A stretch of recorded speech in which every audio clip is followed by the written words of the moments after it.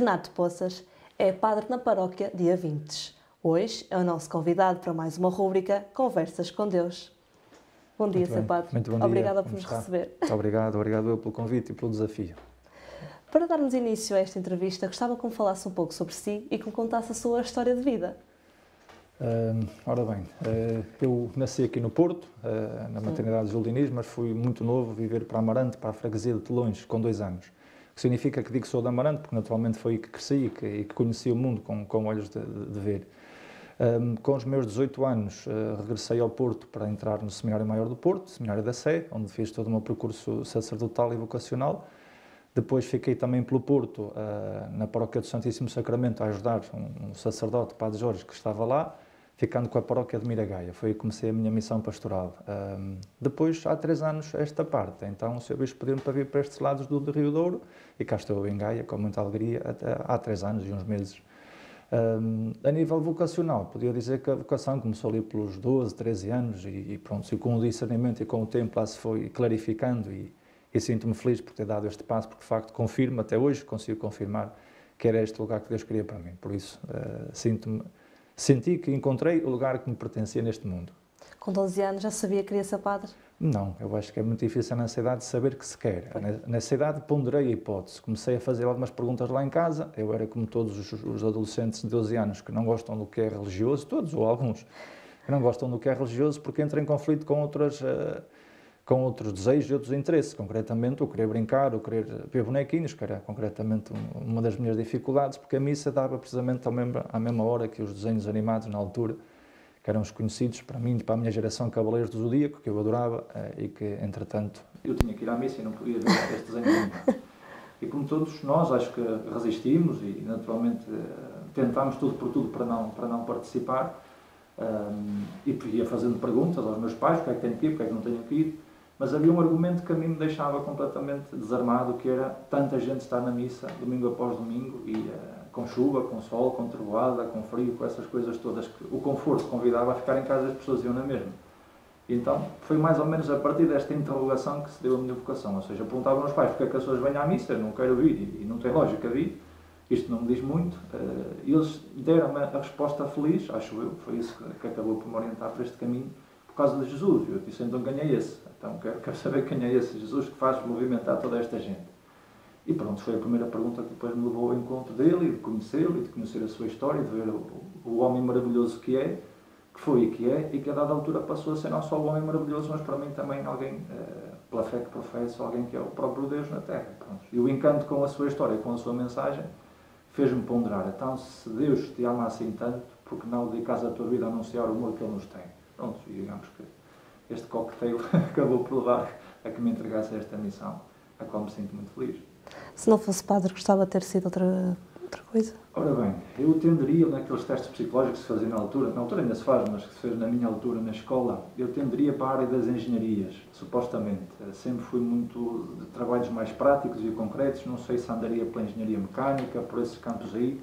Tenho alguma dificuldade nas ciências mais abstratas, a física, a química e por aí fora, mas as coisas concretas sou, digamos, criativo e um bocadinho até engenhocas, digamos assim.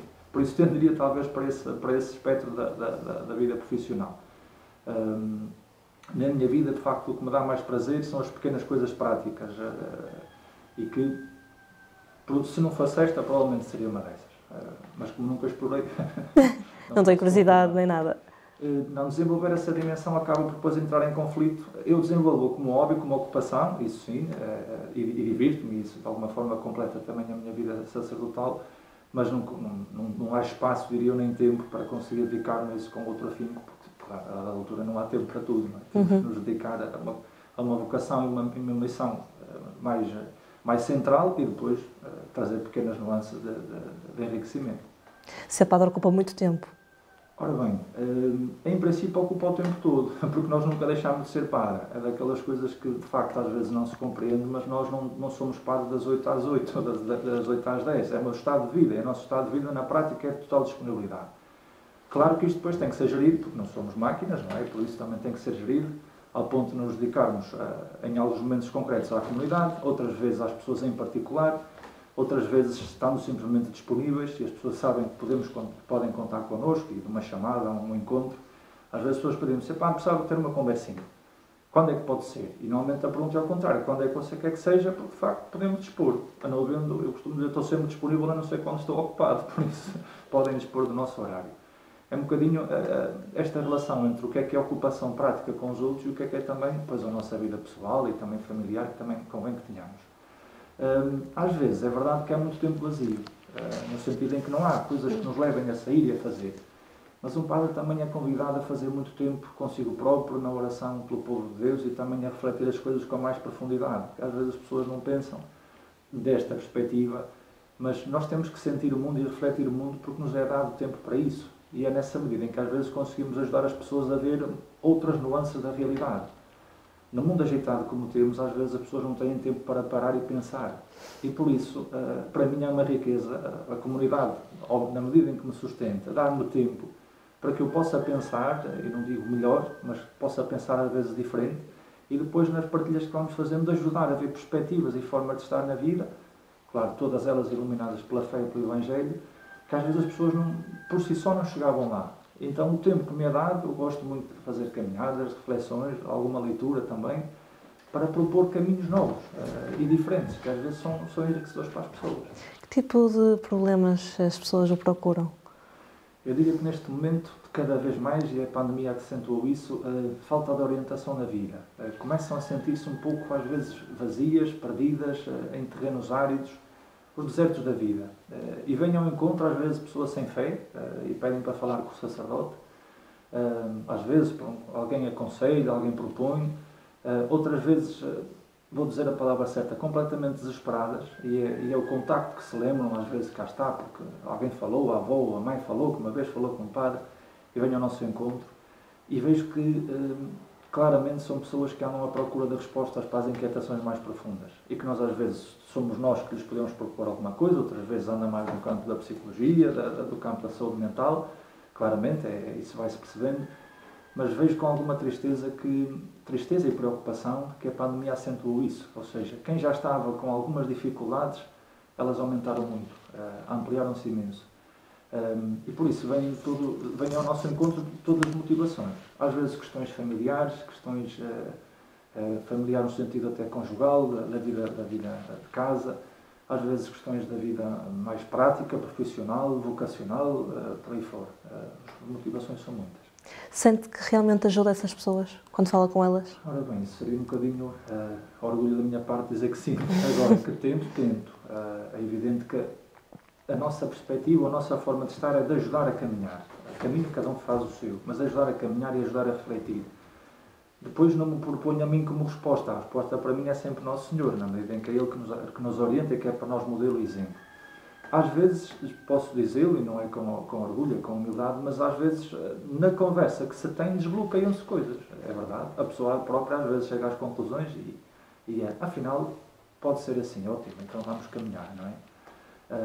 E por isso, dou o meu contributo, somente isso. Sr. Padre, como é que explicava a uma criança a existência da vida depois da morte? Que é um tema... A existência da vida para além da morte. Eu acredito que há uma dimensão em nós que está lá desde o início. Nenhum ser humano aceita pacificamente a não-vida para além da morte. Essa é a minha opinião. E baseio-me naquilo que são os nossos dados mais da arqueologia, em que os primeiros seres humanos ainda não havia religiões ou qualquer leitura espiritual da vida, e eles já iam pôr os utensílios domésticos nas sepulturas e punham lá alguns objetos pessoais.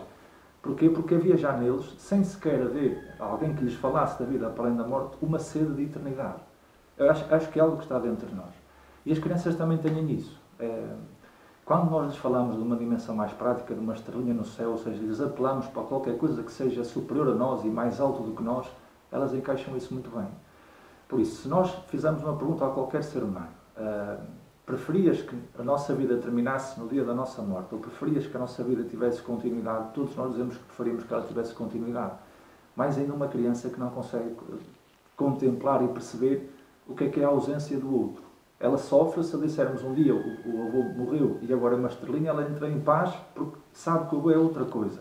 Se lhe dissermos o avô morreu e desapareceu, nunca mais o vamos ver, é apenas uma memória, isto é uma agressão terrível para a dimensão de uma criança. Por isso, de alguma forma é ir ao encontro da sede que ela tem, como nós temos, de uma resposta para esta grande inquietação que é a morte, que ela já tem lá, é só orientá-la e às vezes encontrar a linguagem certa, e penso que é o caminho que se lhes pode propor, claro. Depois, sendo possível, falar-lhe um pouco da fé e daquilo que é a própria experiência de Jesus, também naturalmente propomos esta resposta com um nome concreto, que é a pessoa de Jesus. Às vezes é mais difícil explicar a um adulto. Porquê? Acho eu. Porque nós temos tendência a racionalizar as coisas. E o racionalizar implica que temos tendência a exigir provas das coisas. E é evidente que nunca ninguém conseguirá provas da vida para além da morte. E às vezes neste conflito entre o que eu vejo, o que eu percebo e a forma como eu leio o mundo e o concreto, de facto há ali um fim. Os nossos olhos deixam de ver, a nossa mão deixa de tocar, não podemos estar mais uns com os outros. O conflito entre a racionalidade e a abertura à transcendência, digamos assim, no nosso caso concreto cristã, uma leitura cristã da vida, às vezes há esse conflito e um adulto bloqueia, entre aspas, a resposta, a tentativa de... Eu dou um exemplo muito concreto, que é o conhecido humorista Ricardo Araújo Pereira, não é? Que em tempos fez uma das muitas entrevistas que ele faz com algumas pessoas religiosas, concretamente dirigentes da Igreja Católica, judia e muçulmana, e fizeram essa questão precisamente. Ele é ateu assumido, assume-se como ateu, e ele disse exatamente isso. Eu não sinto necessidade de dar resposta a essa inquietação. E depois digo eu, não significa que eu não tenha, mas eu não tenho essa necessidade. Ou seja, ele aceita pacificamente que é essa pergunta para a qual não procura respostas. O que somos nós depois da morte? Não quero responder, por opção, mas que a pergunta continua lá continua. Por isso é que eu digo que às vezes é mais fácil explicar a uma criança, porque ela está mais aberta, digamos, à reflexão, sem exigir logo provas, do que às vezes a nossa racionalidade, que acaba por vezes complicar. Mas depois isso é uma opção de vida, como é a opção de fé. O Sr. Padre nunca quis construir família? Passou a minha fase de discernimento vocacional, passou por todas as opções. Concretamente, constituir família e também, porventura, seguir outras religiões. Ou seja, estou nesta porque escolhi estar nesta e conheci outras. Não, na zona onde eu morava não havia muita oferta no terreno, digamos assim, espaços e tempos, mas investiguei e procurei outras respostas. E não sei se procede também um bocadinho deste canto do mundo mais ocidental, ou seja, desta forma de pensar, encontrei nesta respostas para as minhas inquietações. Outras haverá, naturalmente, e outras pessoas encontrarão respostas noutras religiões. A questão de constituir família, acho que todo ser humano é chamado a isso. Muito sinceramente, são poucas as situações em que alguém não sinta esse apelo interior, no sentido de encontrar alguém que possa partilhar o seu amor. Depois, a abertura à vida é outra questão, mas eu acredito convictamente que o ser humano não é criado para estar só, no sentido em que é criado para ser feliz sozinho. Não conseguimos. Por isso é que somos seres sociais. É evidente que depois esse amor pode ser vivido de muitas maneiras. E um deles é quando se escolhe uma pessoa concreta, de forma livre, aceita amar-nos e nós amamos essa pessoa, constitui a família, não é um projeto de vida a dois.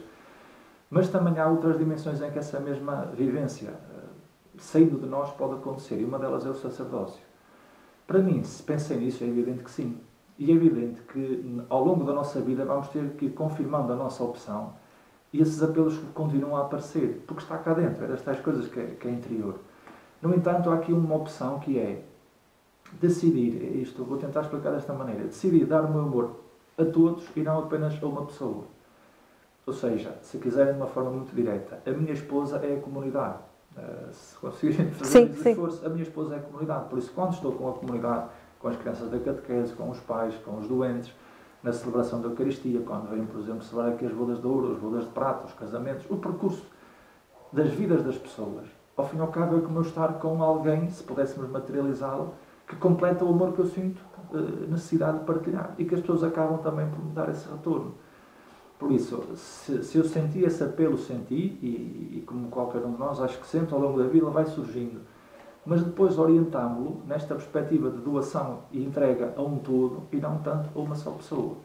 Eu pensei na altura isto. Eu posso escolher entre amar uma pessoa de forma radical e total, ou posso escolher amar um coletivo, amar uma comunidade. Sim. E eu, na altura, escolhi e pus tudo na balança. Eu posso dizer que desequilibrou um bocadinho para a comunidade, porque a família também teria toda a alegria em constituí-la, mas pesou mais a dimensão da comunidade, uma vez que tinha esta mensagem para anunciar, ou seja, esta mensagem que me vem de Cristo e que eu gostaria de partilhar com os outros, esta hora da minha vida.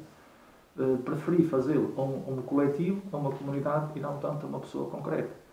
Depois vêm estas interrogações, mas daria um bom marido? Daria um bom pai? Muito sinceramente, o percurso de vida que tenho feito vem-me confirmado que talvez também desse, sim. e que iria ser feliz, sim. A questão é que não seria tão feliz como sou nesta situação. Embora não acho que haja um conflito. Na minha opção, ou seja, poderia porventura constituir família e ser bom padre? Perfeitamente, nisso não tenho dificuldades. Mas a minha opção de vida levou-me a escolher isto, entende? E teria também outra dificuldade muito prática. Mas se pudesse ser os dois, era melhor. Eu diria que é uma opção que cada um tem que tomar. Para mim, não sei se seria melhor. Honestamente, e a reflexão que às vezes faço é, se te fosse dada a oportunidade de davas esse passo, eu tenho tendência a pensar no amor de uma forma muito fiel e muito doada. Ser-me difícil, por exemplo, estar num dia de aniversário da esposa ou dos filhos, por exemplo, e ter a vida paroquial e ter que deixar. Eu sei que os médicos fazem isso, os polícias fazem isso quando têm as suas escalas e por aí fora. Mas haveria demasiados momentos na minha vida de conflito de interesses, em que eu queria estar num lado e o coração ia estar dividido. Provavelmente isso iria levar-me a decidir de novo o que decidia, ou seja, a não optar por constituir família para ter toda a minha disponibilidade emocional, pessoal e sentimental para os outros e não tanto para uma só pessoa. Se eu tivesse que me despedir da minha esposa e dos meus filhos num momento em que fosse sensível para eles e tivesse que dizer tenho que ir trabalhar, eu ia ficar dividido. É uma questão pessoal. Sim, sim. E por isso prefiro não deixar os outros nessa situação, nem eu pôr-me nessa situação. Mas é uma possibilidade. Tenho tranquilo quanto a essas opções. Okay? O seu padre já se apaixonou? O meu percurso emocional e afetivo, sim. No percurso já houve os sentimentos afetivos já lá estiveram. De alguma forma fui concluindo o seguinte, e isto talvez por uma questão muito familiar. Só se dá início a uma relação afetiva mais séria quando há um projeto de vida aberto. Como tão cedo eu fui percebendo que a minha vocação talvez passasse por aqui, os afetos foram surgindo, mas quando eu fazia aquela reflexão de tornar o compromisso mais sério até público, desistia. Desistia porquê? Não é por aqui que eu quero construir o meu caminho e por isso não vou propor um compromisso sério e aberto até de entrega quando eu sei que é provável que eu não queira seguir este caminho. Por isso os afetos estiveram cá, num outro momento eles foram partilhados com as vergonhas e com as dificuldades da altura, como é óbvio, os bilhetinos e por aí fora, claro. Mas nunca chegaram àquela dimensão séria de assumir um compromisso a dois. E se acontecer?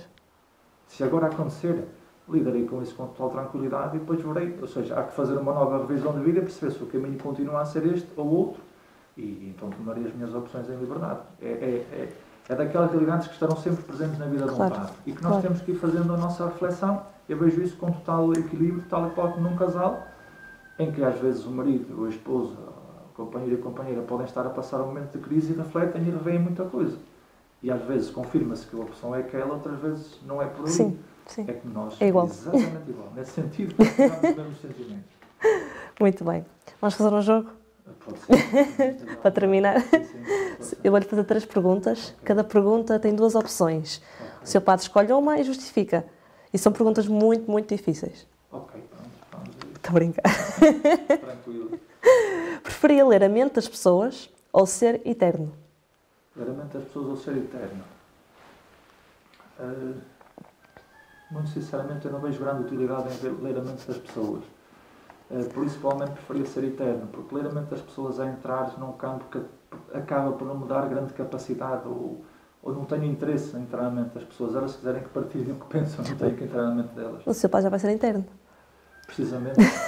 Por isso é que essa opção também para mim é mais válida. Ou seja, isso já terei por natureza. Ter o poder de ler a mente das pessoas, para mim, seria algo que considero inútil. Muito bem. Preferia realizar 3 desejos ou ter apenas um superpoder? Isso pode-se brincar com isso. Se o superpoder for realizar todos os desejos, eu caso, não é? Muito sinceramente, não é daquelas respostas que eu não consigo dizer qual é que seja preferível. Para mim, realizar 3 desejos esgotava-se no tempo. Ter um superpoder, depende muito do superpoder. Qual escolheria, se tivesse um superpoder? Eu vou dizer isto, pode parecer assim um bocadinho estranho, mas... Diga-me. Dar esperança às pessoas. Seria o superpoder Faz sentido. Que eu preferia. Porque, a não ser que eu conseguisse ter o superpoder, de facto, dar aquilo que Deus nos dá, a vida eterna às pessoas. Porque o problema é quando nós neste mundo enfrentamos o mundo como uma barreira, concretamente tendo em conta a morte. Por isso, o superpoder seria libertar as pessoas desta tristeza e deste desânimo. Se eu lhes conseguisse dar essa esperança de vida eterna e de um mundo melhor do que este, isso para mim seria o ideal. Era tão bom. Exatamente. Confirma-se. Preferia jantar com Maria Madalena ou com Judas? tanto como com o outro. No entanto, eu era capaz de preferir jantar com Judas. Muito sinceramente. Claro que teria interesse em fazer muitas perguntas a Maria Madalena, mas a pessoa de Judas acaba por causar muitos desafios interiores, porque ele teve uma opção de liberdade que nós podemos criticar e que lhe acusamos como traidor, mas ele há de ter as suas razões. E cá está. E seria interessante para mim ouvi-las, ditas por ele. Acreditamos, nós sacerdotes, que houve ali uma fase de frustração, talvez em Judas, em que criou a ideia de um Cristo que acabou por não ser o Cristo que ele conheceu. Queria um Cristo diferente. E talvez este conflito entre a expectativa e a realidade fê-lo entrar na frustração e até talvez na indiferença de o trocar por umas moedas.